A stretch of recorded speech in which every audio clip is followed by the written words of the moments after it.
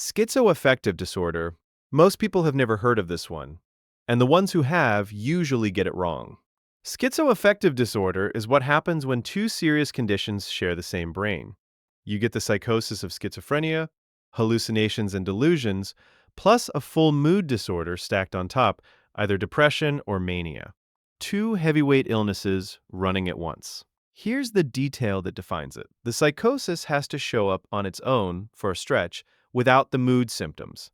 That's the line separating it from bipolar or depression that just happens to come with psychosis. And that line is brutally hard to draw, which is why this gets misdiagnosed constantly, sometimes for years, while people get treated for only half of what they actually have. So you medicate the depression and ignore the voices. Or the reverse. Either way, you're treating one illness and pretending the other isn't there.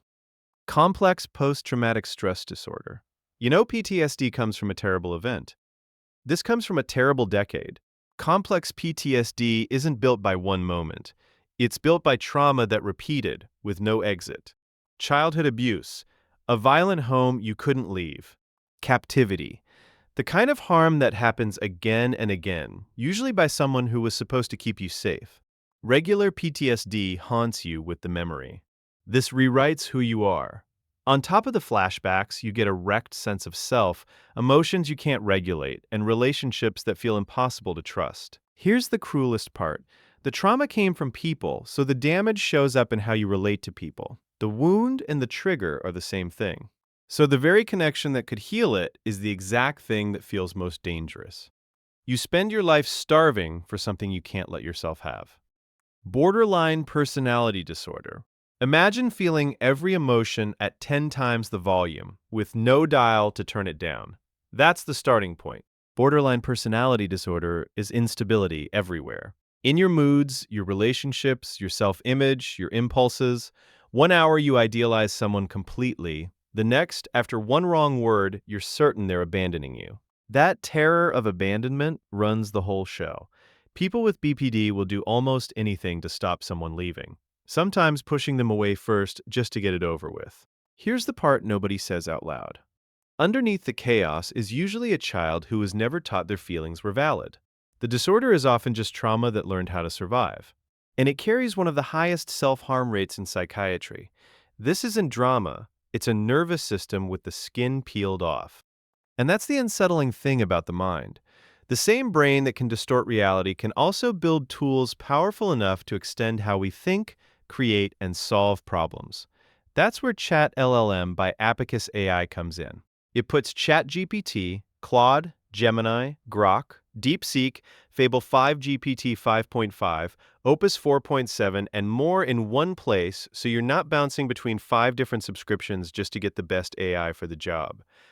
And if you don't know which model to use, Route LLM automatically picks the best one for your prompt. You can generate images, create videos, write and research documents, build professional presentations, humanize text so it sounds like you and not a bot, and even create full-stack apps, websites, and payment-ready business tools with Stripe just by chatting with the AI agent. They also keep adding the newest image and video models like Cdance 2.0, Kling 3.0, Nano Banana 2, Ideogram, and ChatGPT Image 2. And it's only $10 a month, which is way cheaper than paying for all these AI subscriptions separately. Check out Chat LLM by Abacus AI at chatllm.abacus.ai/EYJ, or click the link in the description. Narcissistic personality disorder. Everyone thinks a narcissist loves themselves. They've got it exactly backwards. Narcissistic personality disorder looks like arrogance, grandiosity, a hunger for admiration, zero empathy when it actually counts. But the grandiosity is a costume. Underneath it is a self-esteem so fragile it can't survive being seen clearly. Here's the mechanism. The ego is a balloon, and criticism is a pin. So the narcissist builds a whole world designed to keep the pin away. Constant validation, control. People treat it as mirrors instead of humans, and there's a quieter version. The vulnerable narcissist doesn't strut. They sulk, play the victim, and resent everyone who has what they want. That's the trap of it. The thing that looks like too much self-love is a desperate patch over a hole where the self should be. The mask isn't the problem. The mask is the only thing holding them together. Antisocial personality disorder. This is the one people love to throw around as an insult. Then they meet the real thing. Antisocial personality disorder is a deep, consistent disregard for other people. Lying, manipulation, impulsivity, breaking rules, and crucially, no real remorse for the damage left behind. The words sociopath and psychopath live in here, even though neither is an official diagnosis. Here's the part that unsettles people. It's not always the obvious criminal. Plenty function, fine, climb high, and charm everyone in the room. The missing conscience isn't loud, it's just missing. And it doesn't appear from nowhere. There are almost always warning signs in childhood, a pattern called conduct disorder, long before the adult label can apply. So the scary version isn't the one in handcuffs. It's the one shaking your hand, reading you perfectly, and feeling absolutely nothing while they do it. Body dysmorphic disorder. Call this vanity and you've completely missed it. It's closer to torture. Body dysmorphic disorder is an obsessive fixation on a flaw in your appearance that other people can barely see or can't see at all. Your nose, your skin, your jaw, the brain locks onto it and refuses to let go. Here's the loop. You check the mirror constantly, hunting for proof. You dodge photos, cancel plans, hide. Some chase surgery after surgery, fixing a thing that was never really there because the problem was never in the mirror. This isn't about looking good. It's a close relative of OCD wearing a beauty disguise. The compulsion just happens to point at a face instead of a light switch. And it can swallow hours of every single day. People lose jobs, relationships, whole years to a flaw that exists almost entirely inside their own head. Delusional disorder. You could talk to someone with this for an hour and notice nothing. Then you hit the one belief and the floor drops out. Delusional disorder is a single fixed false belief held with total certainty for at least a month while everything else stays intact. No hallucinations, no disorganized thinking, just one unshakable conviction that simply isn't true. The belief usually picks a lane. Someone is plotting against them. A celebrity is secretly in love with them. Their partner is cheating. Despite zero evidence, their body is rotting from a disease no doctor can find. Here's what makes it so eerie.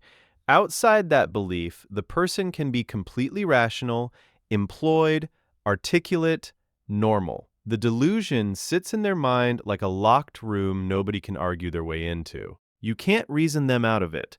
To them, you're just one more person who hasn't figured out the truth yet. Dissociative amnesia. Your brain can decide a memory is too dangerous to keep, and then it hides it from you. Dissociative amnesia is memory loss that no injury explains. Not forgetting where you left your keys, forgetting entire chunks of your own life, usually the parts wrapped around trauma. The information is still in there. You just can't reach it. Here's the strange version. Sometimes a person enters a fugue, suddenly traveling or wandering somewhere new with no idea who they are. They can be gone for hours, days, occasionally longer. This isn't acting, it's the mind's last resort defense, walling off something it couldn't process at the time. And the gap can hold for years before anything comes back, if it ever does. Your own history, sitting just out of reach, behind a door you didn't choose to close. Depersonalization-Derealization Disorder.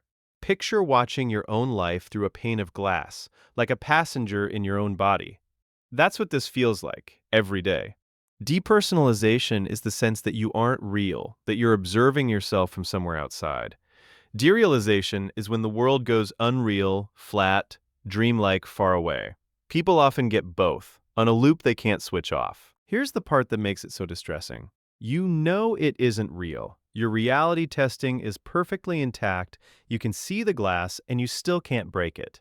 It often kicks off after intense stress, panic, or trauma, the brain pulling the plug on feeling to protect you. So you end up trapped in a horrible paradox, completely numb and completely terrified at the same time, fully aware something is wrong and unable to feel your way back. Conversion disorder. Someone goes blind or paralyzed or starts having seizures. Every test comes back clean. Nothing is physically wrong, and the symptoms are still completely real. Conversion disorder, now often called functional neurological disorder, is when psychological distress turns into genuine neurological symptoms with no medical cause behind them. Paralysis, blindness, tremors, seizures that aren't epilepsy. Here's the line everyone gets wrong. The person is not faking. They genuinely cannot move the limb. They cannot see. The brain has cut the signal, even though the hardware is fine. The old idea was that unbearable emotion gets converted into the body because the body can carry what the mind can't. So you get a patient in a wheelchair with a perfect spinal scan told nothing is wrong when something is very wrong. It just isn't where anyone thought to look. Munchausen Syndrome.